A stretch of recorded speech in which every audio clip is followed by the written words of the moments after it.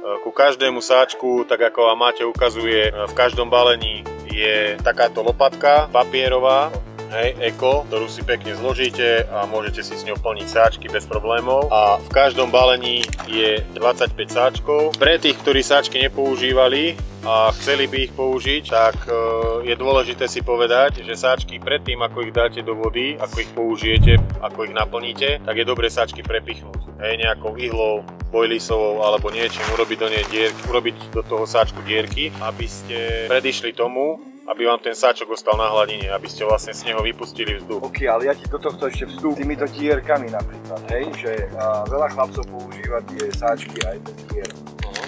A používa to hlavne vtedy, keď má veľmi zarastené dno, že sú tam riasy a tak ďalej.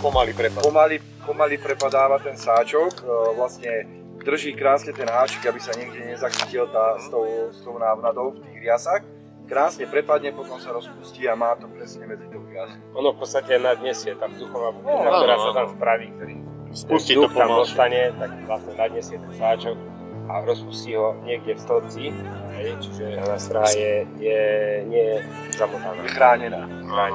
Čiže preto sa dneska je taký moderný trend sa vracať k tým sáčkom, lebo chlapci pochopili, že im to môže pomôcť.